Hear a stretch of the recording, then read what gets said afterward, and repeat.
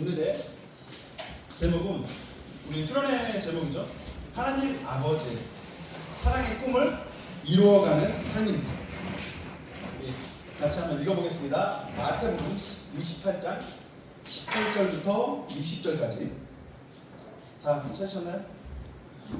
자, 시작. 예수께서 나와 말씀하여 이르시되 하늘과 땅의 모든 권세를 내게 주셨으니 그러므로 너희는 가서 모든 민족을 제자로 삼아 아버지와 아들과 성령의 이름으로 세례를 베풀고 내가 너희에게 분부한 모든 것을 가르쳐 지키게 하라. 올지어다 내가 세상 끝날까지 너희와 항상 함께 있으리라 하시니라. 아멘. 네, 그렇습니다. 이 이제 앞에 부분을 읽진 않았는데 거기는 이제 예수님께서 부활하시는 부활하시고 이제 제자들에게 마지막으로 이제 말씀을 전하십니다.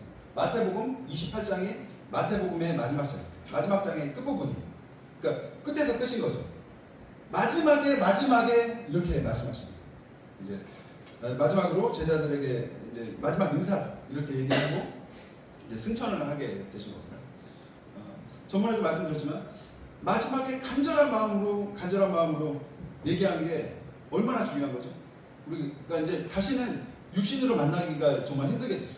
그럼 정말 자기의 모든 삶을 다해서 자기 사랑하는 사람에게 이야기를 해주지 않겠습니까? 그러니까 유언이 굉장히 능력이 있죠. 유언이 이제 그렇게 생각하시면 돼요. 그런데 그 핵심에 무엇이 있느냐? 예수님의 그 유언의 핵심 바로 하나님의 사랑, 하나님의 꿈을 이루어가라. 그 사랑을 전해달라. 이렇게 문자적으로 이렇게 좀 딱딱하게 쓰였지만 간절하게 얘기했을 것 같아요. 예수님 정말 간절하게. 이게 정말 나의 마음이야. 너희도 꼭 이렇게 좀 해줘. 그리고 간절하게 이야기하셨을 겁니다. 이런 이제 예수 그리스도의 그 십자가의 사랑으로 나중에 이제 로마 그렇게 박해를 심하게 하고 막 기독교인들 잡아서 다 죽이던 그 로마가 국교가 기독교가 됐죠. 국교 자체가 기독교가 돼서 이제 천년 가까운 그 긴 시간을 큰 이제 기독교 제국으로 만들어서 이제 그렇게 통치를 했습니다. 근데 그때 이제 막 이제 기독교가 국교로 정해지고 이제 거의 100% 가까이 다 기독교를 믿는 거죠. 그런 상황에서 이제 굉장히 유행하는 게 하나 생겼어요. 그거는 바로 이겁니다. 혹시 들어봤나요? 수도자들? 잘 안 들어보셨죠? 이게 그렇게 유명하지 않은데 저는 막 한 과목으로 배울 정도로 굉장히 중요한 성경학에서 굉장히 중요하게 여기는 부분입니다. 그러니까 이제 3세기에 이제 예수님이 이제 승천하시고 300년 정도 지난 그때부터 한 500년 좀 지날 때까지 한 300년 정도 있었던 굉장히 강력한 이제 풍속 같은 건데 하나님을 사랑하는 사람, 정말 하나님을 너무너무 사랑하는 사람들은 이 세상을 싫어하게 돼 있어요. 세상에 죄악이 너무나도 많잖아요. 유혹이 너무나도 많고 정말 하나님의 사랑 안에 살기 너무너무 힘들어. 너무너무 힘들기 때문에 그들은 사막을 선택했습니다. 사막. 이제 이집트 쪽에 제일 많은데 사막이 많죠. 끝없는 그 사막 가운데 갑자기 교회가 있어요. 이런 식으로 이제 돌에다가 구멍을 뚫어가지고 이 안에 들어가는 거예요. 이 안에 들어가가지고 우리 기도굴처럼 들어가지고 거기서 생활하고 또 이제 여기 이제 수도지 이제 여기 교회로 와가지고 또 일 같은 거 하고 자급자족하니까 여기서 일하고 하루 종일 기도하고 찬양하고 하루 종일 일하면서 이제 자급자족해야 되니까 하고 그게 너무나도 하나님을 사랑하는 사람이에요. 예수 그리스도로 거듭나온 사람들이 끝내는 가야 되는 길이 이 길이다 이렇게 생각할 정도로 그때 당시에 그렇게 생각을 했어요. 그런데 답은 사실은 그렇지 않죠. 하나님 너무너무 사랑하는 사람 그 사람 어떻게 해야 되죠? 혹시 성경 말씀 기억하시는 분 있나요? 혹시 너무너무 하나님을 사랑해 예수 그리스도 너무너무 사랑해 그럼 어떻게 해야 되죠? 전해야 돼요. 할렐루야. 맞습니다. 전해야 됩니다. 오해하는 거죠. 그러니까 죄를 멀리하는 거 너무나도 좋아. 이제 계속 회개해야 돼 우리가. 계속 십자가 그리스도 계속 회개하면서 천국으로 나아가야 돼. 이 세상을 미워야 돼. 맞아요. 맞는데 예수님은 그러니까 너네들 천국 가기 위해서 동굴로 들어가라, 산으로 들어와라, 사막으로 들어와라 이렇게 얘기하지 않으셨다. 그렇다면 예수님께서 어떻게 얘기하셨는지 우리 다 같이 한번 읽어봅시다. 시작. 세 번째 이르시되 너희가 내가 나를 사랑하느냐 하시니 주께서 세 번째 내가 나를 사랑하느냐 하심으로 베드로가 근심하여 이르되 주님 모든 것을 아시오매 내가 주님을 사랑하는 줄을 주님께서 아시나이다. 예수께서 이르시되 내 양을 먹으라. 아멘. 네, 그렇습니다. 예수님께서 자기를 3번이나 부인한 베드로에게 정말 날 사랑하느냐? 정말 날 사랑하느냐? 3번이나 똑같이 질문하시면서 내 양을 먹으라. 네가 정말 날 사랑하면 내 양을 먹으라. 그렇게 이야기하죠. 지금 우리 지금 이 시대에 양을 먹이는 게 뭐죠? 양을 먹이는 거. 다른 사람 없나요? 예, 그렇죠. 그러니까 우리가 목자의 이제 그런 정신을 다들 가지고 우리 교회에서 봉사하고 또 우리 주변에 있는 사람들 또 전도하고 사랑 실천하고 이런 활동들, 하나님의 사랑을 전하는 그 활동들, 그 모든 것들이 다 양을 먹이는 거죠. 간접적일 수도 있지만 하지만 그런 부분들이 없으면 우리가 전도를 할 수 없잖아요. 교회가 운영이 안 되잖아요. 그죠? 교회에서 봉사하고 또 전도하고 사랑을 실천하고 뭐 찬양 봉사하는 것까지 전부 다 이 모든 것들, 모든 실천들, 하나님의 사랑을 마음속에 갈망하면서 하는 그 모든 실천들, 그게 양을 먹이는 것이 우리가 서 있는 바로 그 자리에서 할 수 있는 최선의 사랑 실천. 이것들을 우리가 실천해야 돼. 우리가 동굴로 들어가지 말고 사막으로 가지 말고 지금 우리가 서 있는 자리에서 최선의 것을 선택하는 것입니다. 그것이 예수님께서 너무너무 날 사랑하면 해라 이렇게 말씀해 주신 거죠. 기억나시나요? 우리 봤던 건 양화진 선교사님의 묘원입니다. 이 사진은 이제 애기들. 맞아, 애기들 사진 맞아. 애기들 돌도 안 됐는데 죽은 아이들. 그러니까 그래도 우리는 면역력이 좀 있어. 근데 애기들은 면역력이 너무 없어서 막 우리가 지금도 아프리카 가고 막 이러면은 금방 막 우리가 들어보지도 못하는 막 병에 걸리고 그러잖아요. 우리도 마찬가지였어요. 우리도 아프리카 같은 곳이었어요. 거기서 외국에 이제 선교사님들 오시면 사실은 죽을 각오를 하고 오셔요. 우리는 막 어렸을 때부터 막 그렇게 교육을 안 받았지만 거기는 굉장히 이성적이에요.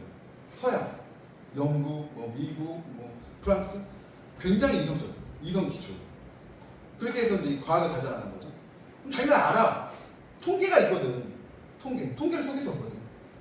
선교를 그런 알지도 못하는 이름도 들어보지 못한 한국, 아프리카 이런 데 가면 거의 2, 3년 만에 죽어나. 애들은 거의 뭐 1, 2년 만에 거의 다 죽을 정도로 많이 죽어버리고 그냥 죽는 거 알아. 근데 가는 겁니다. 근데 가는 거예요. 근데 그 사람들이 뭐 이 사회에서 보통 사는 사람들이 아니에요. 우리가 배워서 알지만 막 의사 선생님들, 의사도 그냥 의사가 아니라 수석, 막 이런 사람들, 정말 최고의 사람들, 최고의 엘리트예요. 그런 사람들을 보냅니다. 신학도 막 수석한 사람들, 최고의 사람들을 선교를 보내는 거예요. 그런 사람들이 온 거예요. 그 사람들은 거기서 교수님 하면 돼. 평생 안정돼. 아이가 안 죽어도 돼. 와이프가 안 죽어도 돼요. 그런데 온 거예요. 그 사람들. 왜 그랬을까요? 예수 그리스도의 그 사랑이 그 안에서 너무나 넘쳐나서 그걸 전하지 않으면 견딜 수 없는. 또 하나님께서 계속 가라고 하시는 거죠. 왜냐하면 우리가 지금 복음이 없으면 우리는 다 죽을 수밖에 없잖아. 뻔하잖아. 하나님께서 그 영혼을 통해서 여기까지 오게 하시기 위해서 얼마나 많은 사랑을 부어주시고 은혜를 부어주셨어요. 그렇죠?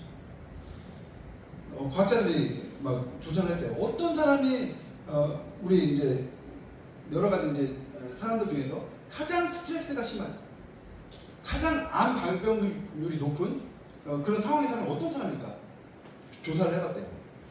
그랬더니 1위가 누군지 생각이 혹시 나시는 1위, 제일 스트레스 많이 받고 제일 먼저 죽는, 안에서 암세포가 막 빨리빨리 막 저항력이 너무 약해져 있어. 그 조사를 해보니까 난치병 걸린 아이를 가진 어머니, 그 사람들이 가장 면역력이 낮아져야 된다. 가장 병에 걸리기 쉽고 가장 힘든 상황.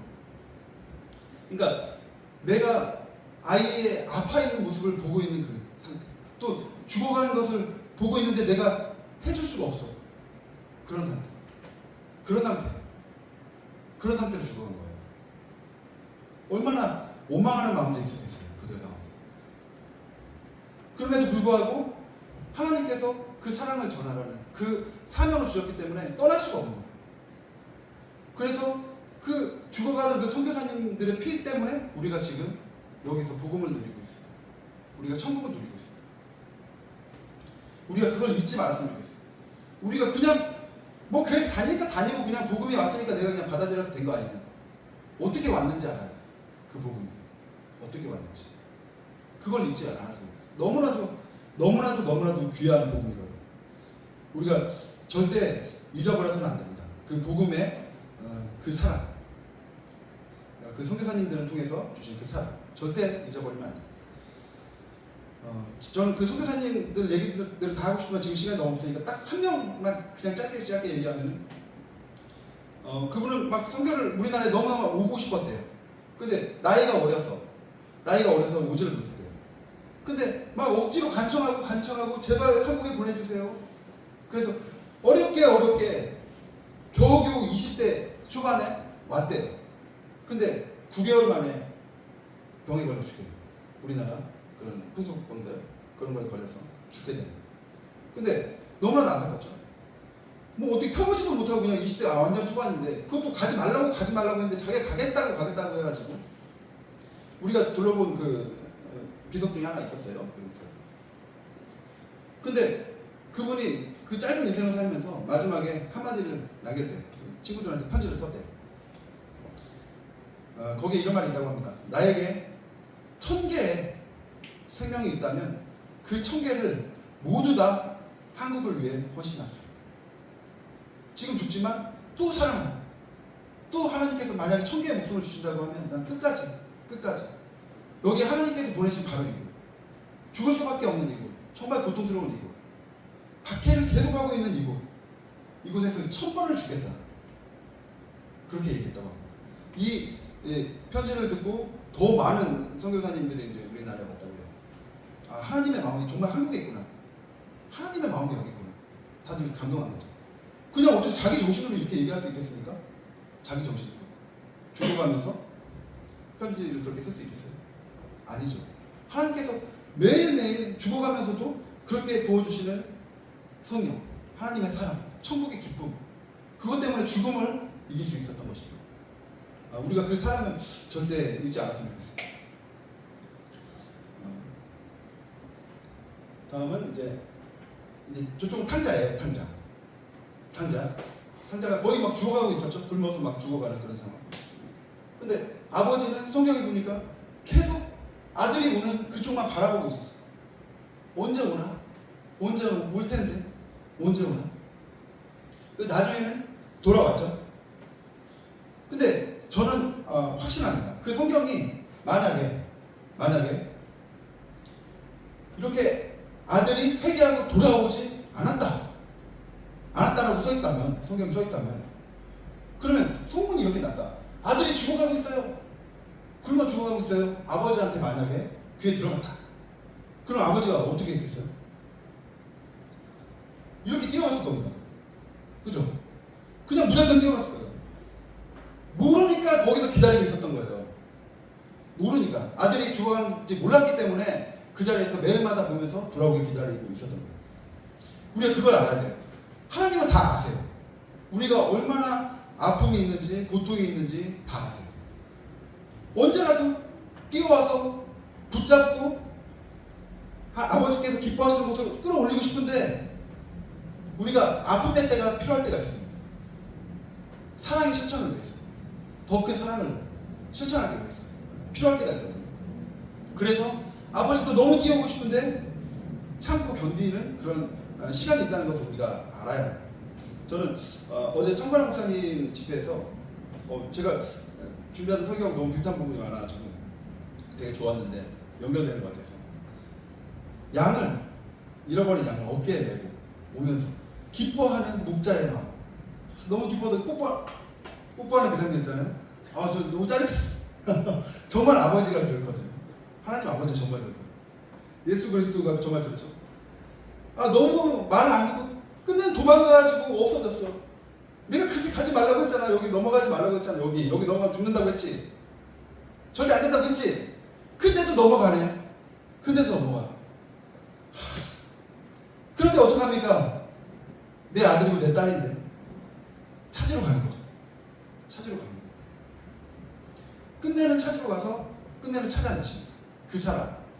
그 사람을 우리가 항상 생각을 하고 있어요.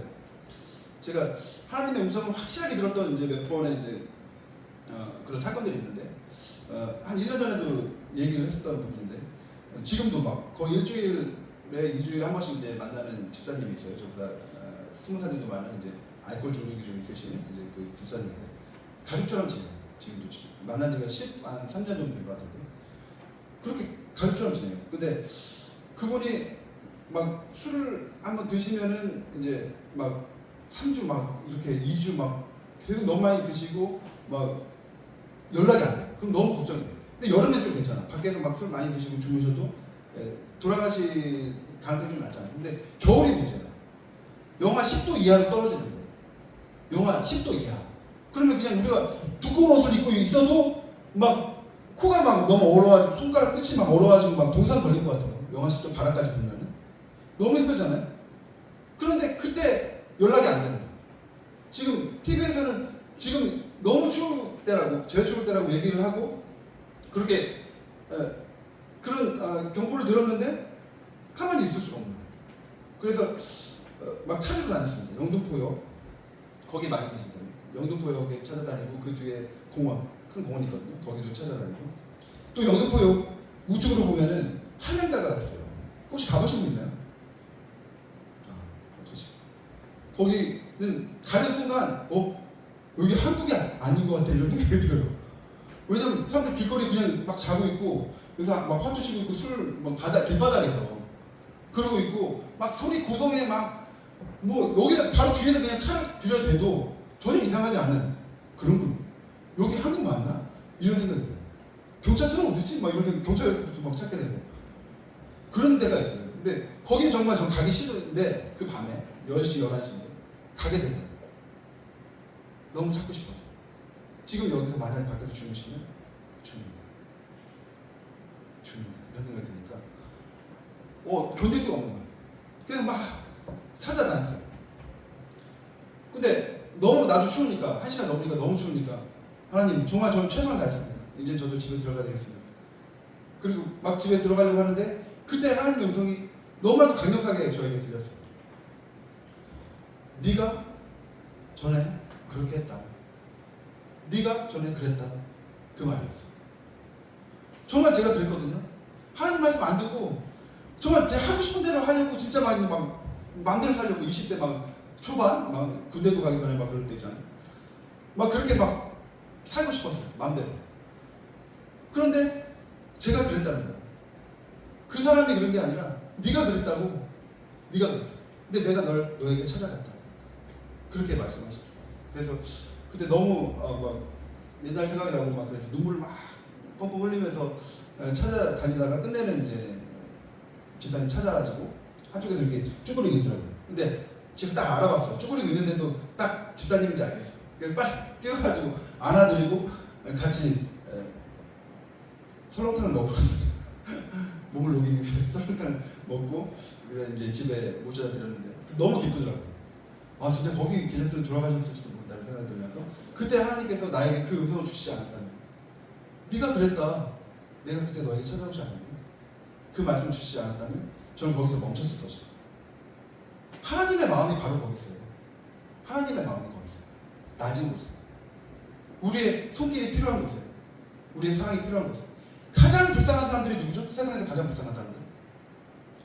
저는 단언합니다. 복음을 모르는 사람들, 하나님을 알지 못하는 사람들, 희망이 없어. 지금 내 삶 가운데 어려움이 닥치면 희망이 없어요. 그냥 죽을 수밖에 없어. 죽어도 지옥 갈 수밖에 없는. 아무 희망이 없는. 그냥 지금 잘 되니까 그냥 환경에 따라서 살아가는 그냥 환경이 좋으면 좋고 환경이 나쁘면 나쁘고 그럼 동물하고 다를 게 없죠. 우리는 그런 존재가 아닙니다. 하나님께서 우리를 그렇게 짓지 않았거든요. 이 세상을 창조하고 하나님과 함께 계속적으로 재창조해 나가는 그것에 하나님께서 우리를 초대해 주시는 거죠. 같이 하자. 사랑으로 우리가 재창조하자. 더 많이 전도하고 새 세상을 만들어가자. 이렇게 하나님께서 말씀하신 거죠. 오늘 말씀이 바로 그 말씀이죠. 끝까지 나가서 우리가 사랑을 전하는 것이. 우리가 그건 저 때문에 잊지 않았으면 좋겠는데요. 이거는 굉장히 유명하신 분인데 혹시 아시나요? 그랜드 카톤을 잘 모르시죠? 우리나라에서 별로 그렇게 유명하지가 않은데 막 굉장히 유명한 10배의 법칙이라는 책을 썼어요. 이거 뭐 아마존에서 10년 연속 베스트셀러래요. 아마존에서. 우리는 뭐 아마존 많이 안 하니까. 미국에서 아마존이 거의 전부거든요. 거기서 막 10년 연속 베스트셀러. 엄청나죠? 근데 이분이 그렇게 얘기해요. 저는 처음부터 이렇게 성공한 사람이 아니었습니다. 저 너무너무 가난했고 그 가난과 고통 그걸 잊기 위해서 미국에서 좀 싸게 그 마약을 사기도 하고 그러거든요. 안 좋은 거. 마약에 중독돼 있어요. 가난에 마약까지. 완전히 끝이죠. 거기서 그 상황을 듣고 일어난 사람이에요. 그러니까 그의 성공담은 굉장히 힘이 있는 거죠. 근데 이 사람이 주장하는 게 10배의 법칙입니다. 10배의 법칙. 그러니까 지금 우리 가운데 소망이 있잖아요. 그 소망은 뭐에 기초한 거죠? 우리의 능력에 기초한 거예요. 지금 우리가 할 수 있는 일. 근데 그거를 깨부시라는 거예요. 10배를 바라보라는 거예요. 말도 안 되죠? 어떻게 10배를 바라봐? 근데 10배를 바라보면 지금 내 능력은 안 되기 때문에 더 좋은 아이디어를 얻기 위해서 뇌가 막 일한다는 거예요. 처음에 굉장히 불편한데 편하고 싶은데 계속 일한다는 거예요. 이 사람만 얘기하는 게 아니라 뇌과학자도 그렇게 얘기해요. 우리가 10배로 넘는 큰 목표를 바라봤을 때 몸이 바뀌기 시작한다. 머리가 바뀌기 시작한다. 이렇게 얘기해요. 그렇기 때문에 막 10배로 큰 소망을 가지고 10배로 열심히 노력해라. 그럼 10배로 큰 걸 이루지 못할지라도 처음에 내가 이룰 수 있는 뭐 한 2배? 뭐 이거보다 훨씬 더 높은 곳까지 올라갈 수 있다. 이제 이런 이론입니다. 굉장히 설득력이 있어요. 뭐 시간이 되시는 분들은 봐도 좋을 것 같고 이걸 하나님께서 우리에게 주신 말씀하고 너무나도 비슷하죠. 내 입을 크게 열라. 넓게 열라. 내 입을 크게 열라. 너의 소망을 크게 가지라는 거야. 하나님께서 옛날부터 2000년 전부터 3500년 전부터 계속 얘기하던 건데 이제야 발견해가지고 막 인기 막 폭발. 이제야. 아유 굉장히 빠르시네 진짜. 우리는 옛날부터 알고 있었던 건데, 그죠? 우리 성경대로 가면 됩니다. 그렇죠? 우리 성경대로 가면 돼요.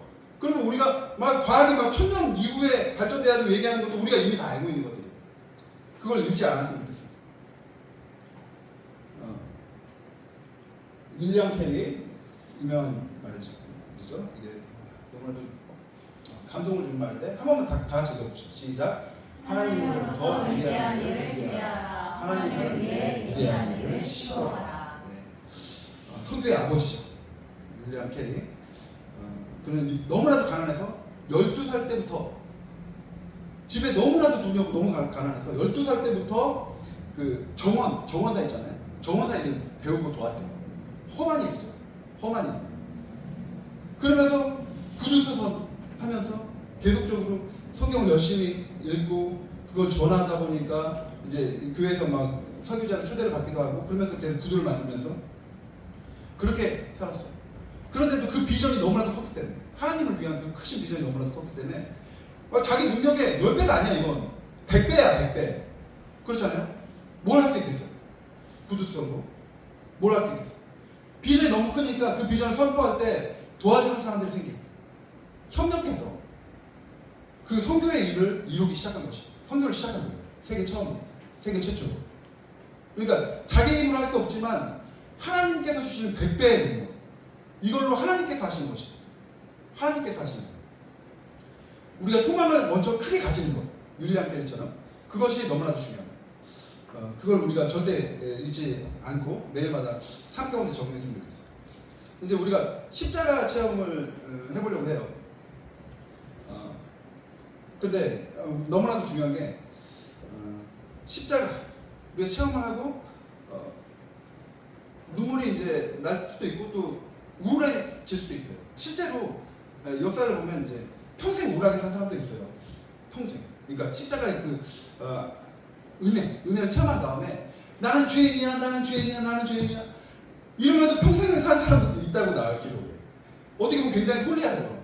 멋있죠. 근데 하나님의 뜻은 이게 아니었어요. 뭐라 그랬죠, 하나님의 뜻이? 전해라. 바로 전해라. 사랑을 실천해라. 우리가 이 방향으로 가야 돼. 이게 예수님께서 그렇게 죽으신 이유는 천국을 우리에게 주시고 기쁨을 우리에게 넘치도록 주시고 세상을 이기는 기쁨, 세상을 이기는 사랑, 능력, 이걸로 하나님의 소망을 이루기 위해 그것 때문에 십자가 주시는 목적을 우리가 명확히 알아야 돼. 십자가 체험을 할 때 우리가 또 한 가지 생각할 것은 하나님은 정말 의로우십니까? 이걸 생각해 봤으면 좋겠어요. 죄를 진 사람이 죽는 게 정의 아닙니까? 그죠? 이게 정의죠. 어떻게 보면 대신 죽는 거는 억지죠. 왜 죄 없는 사람이 대신 죽어야 돼요? 이게 공의가 아니라고 저는 확신합니다. 공의가 아니다. 의롭지 않다. 하지만 하나님께서 그럼에도 불구하고 이렇게 하신 이유는, 십자가를 허락하신 이유는 우리를 너무나도 사랑하기 때문에. 의롭지 않다는 소리 들어도 괜찮아. 사탄이 조롱해도 괜찮아. 아니 하나님 그게 뭐예요? 말도 안 되잖아요. 막 조롱해도 괜찮아. 난 내가 사랑하는 내 자녀들을 구해야 돼. 이게 하나님의 마음입니다. 우리가 십자가를 체험할 때 그걸 꼭 생각을 했으면 좋겠어요. 나는 죽을 수밖에 없고 나는 저주받을 수밖에 없는데 이게 의로운 심판이 아니다. 이거 하나님의 완전 억제스러운 하나님의 사랑이 바로 그 은혜였다. 이걸 잊지 않았으면 좋겠어요. 함께 기도하며 나갑시다.